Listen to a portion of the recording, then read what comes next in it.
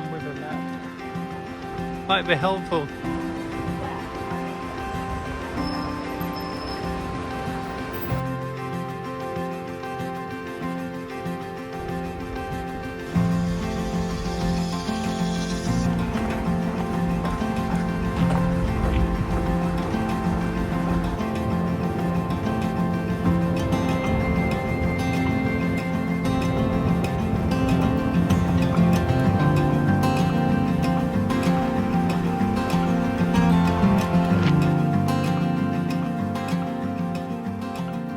This shows the scale of my ambition. So I actually do want to walk a full Wales coast path, but not in one go, as it's 870 miles. And so I've been breaking it down. So I have done the Anglesey coastal path, I've done the Lynn Peninsula, and I've done the Pembrokeshire coastal path. So that means I've done 3 parts of the coastal path, and there's actually 7 in total. So the ones I'm missing is the North Wales coast, which is just here, and then I want to do Cardigan Bay, which is around this area, Carmarthen Bay and Gower, which is going to be around here. And then eventually, just to finish off, it'll be the South Wales coast. And then if you want to do the complete circuit, which is what I want to do and have done to some extent, we've got Offers Dyke here, which obviously runs between the English and the Welsh border. But today it's about concentrating on the North Wales coast. So, as you will have seen, I started in Chester this morning, and I'm on my way to Flint, and then I'm doing some more days to get myself to Bangor, where it finishes. That's roughly 80 miles. I'm going to spread it over 5 days. Now, because it is quite close to urban a lot of the way, today I'm going to Flint, then catching the train home, and then the other days I'm actually basing myself at Conwy YHA and taking the train back and too. So that's the plan. First of all, I've got to get to the start, because in actual fact, although most guidebooks talk about Chester, that's not the official start. So we're going about another mile to get us to the start. The North Wales coast path, as I mentioned before, is 80 miles, and it's like the precursor to the rest of the coast path, the Wales coast path, because the rest of it is quite more interesting and more dramatic. This is almost like the warm-up section, a necessary evil. And I think at the moment I'm walking on a cycleway, which is great, flat, tarmac, but I think it's like this for something like 5 miles or so. So I am going to only be showing to you, hopefully, the best bits, but equally I don't want to kind of not give you a honest viewpoint of what it's like. I try to do that with all the trails that I capture, not just the best bits, but I get a sense of what the trail is actually like. So this might take, I think this section I'm doing, in fact all the sections, one of the advantages is that the railway line runs along the edge of the coast, very much on the edge all the way around in North Wales.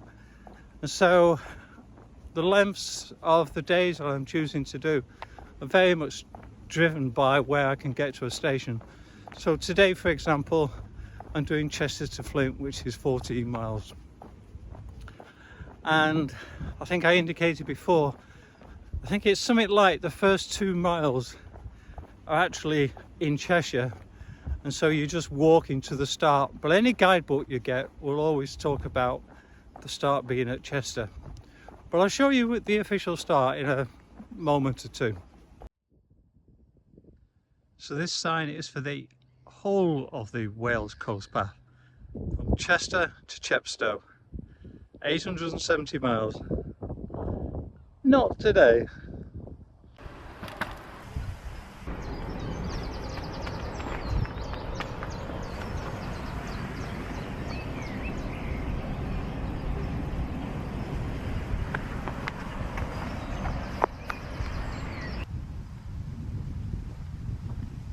Discover 870 miles of spectacular scenery, from soaring cliffs to golden sands and traditional coastal towns and villages.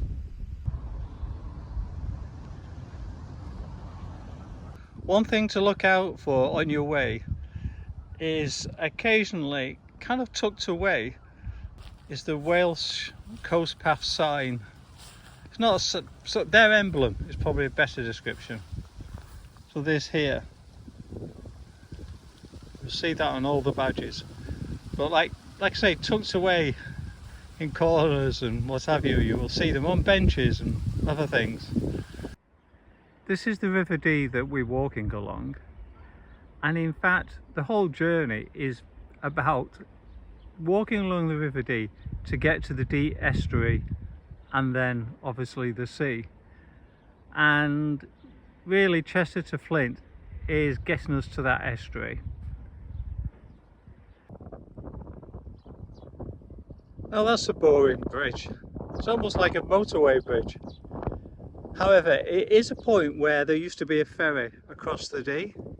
Right over the far side you can see some steps leading down to the river where you would have got the ferry boat. So this is the bridge connecting Queensferry. And the thing about Queensferry is that it's changed its name quite a number of times. So I don't even remember the steps I showed you for the other ferry. So that was Lower Ferry. This used to be Higher Ferry.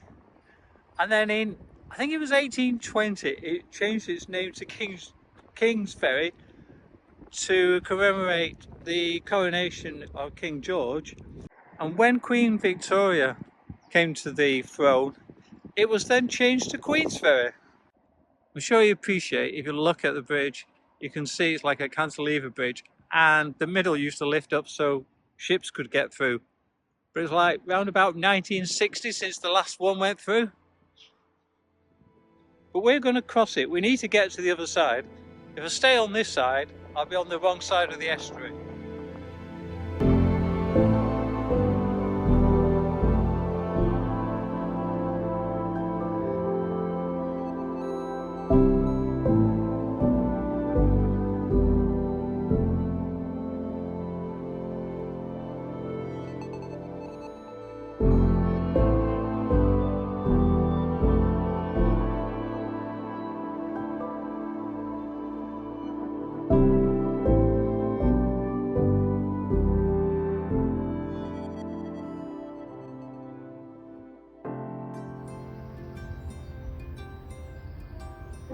We're going that way to Connors Quay, but first of all, let's have a closer look at the offices over there. They have quite a story.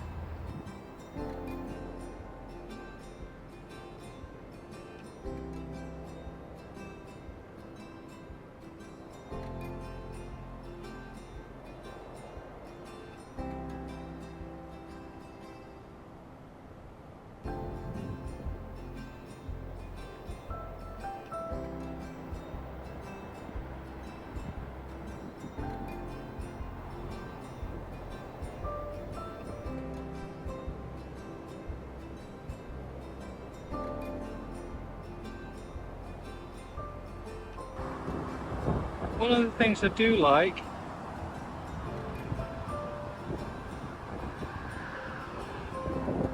how brilliant is that?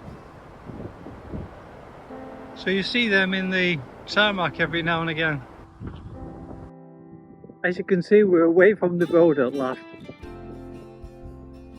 This is the marshes that connect through to the Dee, and the Dee is somewhere over there.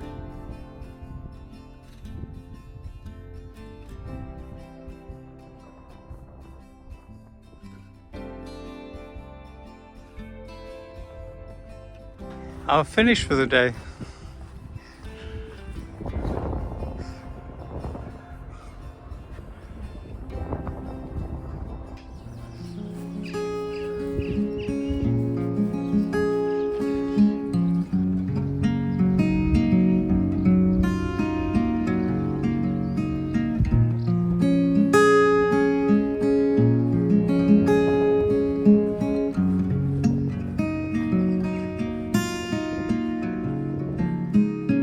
Flint Castle started being built in 1277, took 9 years to complete, and based on what it cost during its time, if you converted that to today's prices, it'd be about 4.6 million. So, fancy a castle near the sea?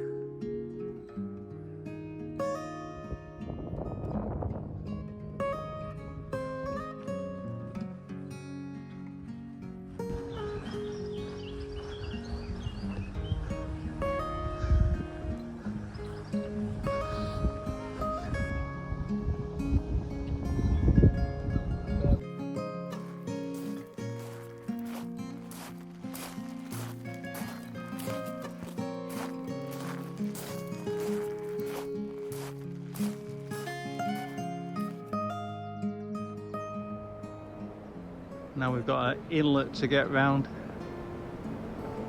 I have to say it's very pleasant along here. Sheltered from the sun. For once for me, I'm not sheltered from the rain. It's actually the sun for the change.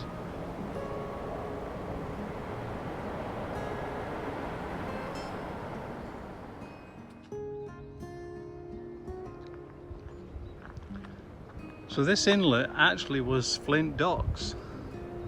You can see there's like a quayside built. One of the great things about this walk is that they continue to invest. This bench is clearly fairly recent and a great bench.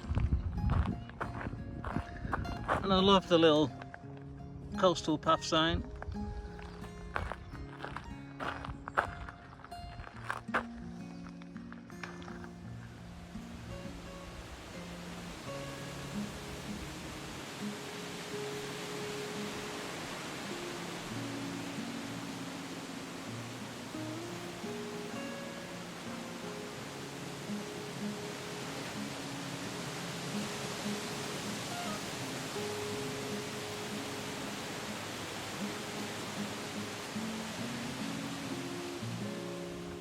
If you just said to me 20 years ago I would be doing a walk along the coastal path near Flint, I would have laughed. But it has changed so dramatically in terms of how it's been made more environmentally impactful in a good way. And I'm so enjoying this walk. And it's nice to see so many people along the way are actually just out for a morning walk, as it is a Saturday morning. Of course, I'm very lucky with the weather, and yeah, I mean, at one stage the thought of walking to Prestatyn along here wouldn't have been necessarily my cup of tea, but like I say, at the moment I'm enjoying it tremendously. It will be interesting to see what it feels like as I get towards like Prestatyn and places like that are more touristy and obviously have concrete promenades and things of that nature. But at the moment, I mean, look at it.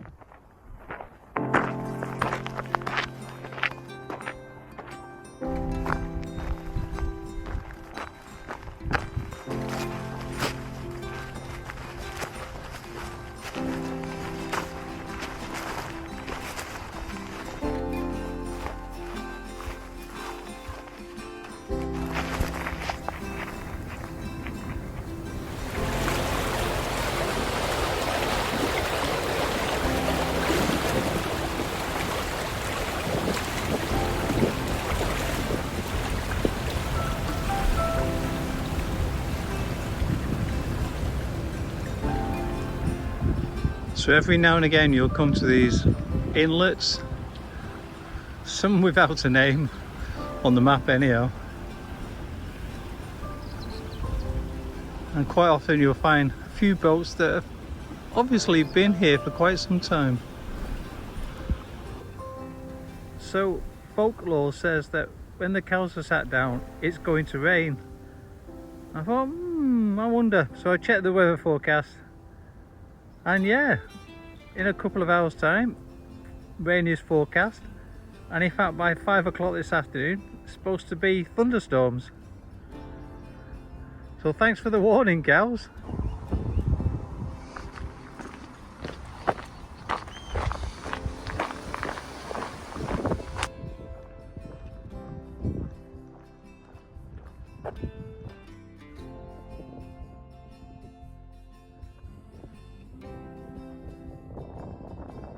That's a nice big shell,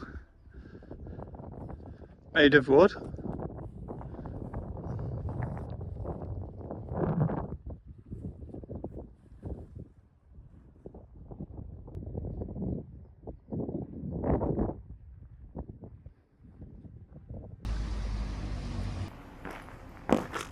Ahead you can see the Duke of Lancaster. Well, the boat called the Duke of Lancaster. And I don't know much about it, so I'm hoping I can discover some history when we get there.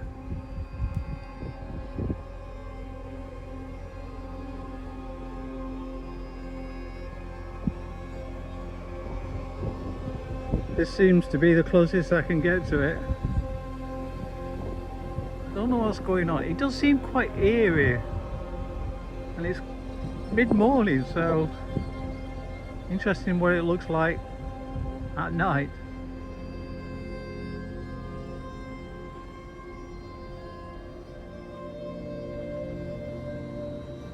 So we're the other side of the boat now, and I can just see up there, not sure if you can, it does say the Duke of Lancaster.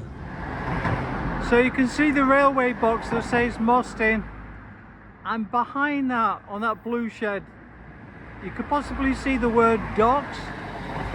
So that's Mostin docks.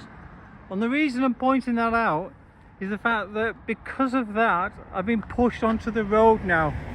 We've got a few miles worth of road walking.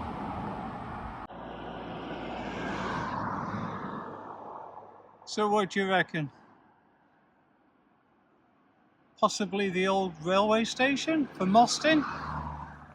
As you can see from my rain jacket, those cows were right.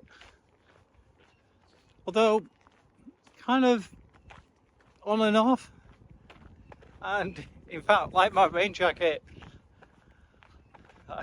it can't make its mind up, and when I put it on it inevitably stops, and I kept putting off the moment I put it on just now, and eventually it came down like really hard for a minute, stops and put this on and it stopped. So flipping typical, but we're doing all right. I've done about 2/3 of the route in terms of what we want to do for today, and before I'm sure you saw the main road and what have you, we went through a bit of a village built up area, and now we're heading back out to the coast, which I'm kind of looking forward to now. You can see this is in fact locally they call these coals. So what it is, it's where it's been banked up, and it's where they've claimed land from the estuary. And so you've got fields that have been reclaimed, and then because the fields probably still got flooded when high tide happened, they had these like embankments which they call coals. And so I'm on one of those at the moment, heading out to sea or to the coast. Right, I'll catch up later.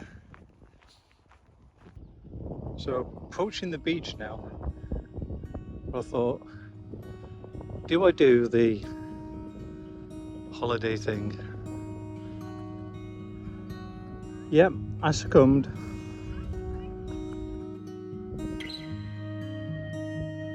There's actually a surprising number of people on the beach.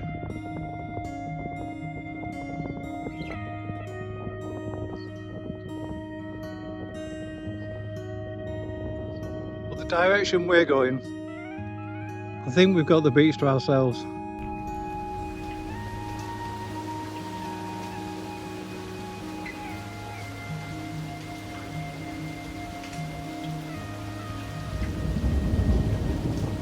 So what was you doing Saturday afternoon?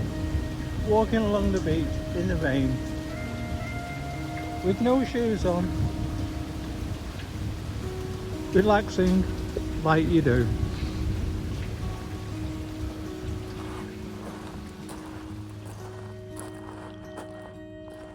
Very much still on track.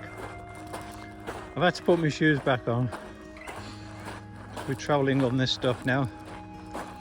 Then I've been taken by the number of sort of like big family tents that I've seen that are set up on the beach. None of these small wind shelters that you used to have, but like a full-size gazebo and tent. Not that it matters. What can I say? There's bags of room on this beach.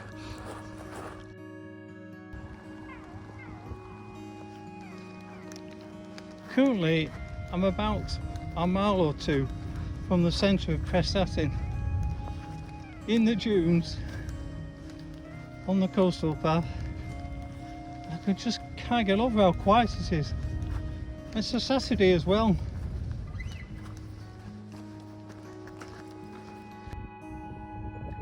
As you can see, we're back on the beach now, except I'm not going on the beach. I'm staying here in the dunes. I've got enough sand in my shoes, thank you. But in the distance, you can see some kind of like headland hills dropping down into Prestatyn. If you ever do the Offers Dyke, they're the hills that you come off to finish at the Nova Centre in Prestatyn on the seafront. And in fact today I've chosen to finish there, because I think that's quite fitting. As you can see, we're on the prom at Prestatyn. And just in the distance I can see the Offers Dyke finish, and therefore our finish.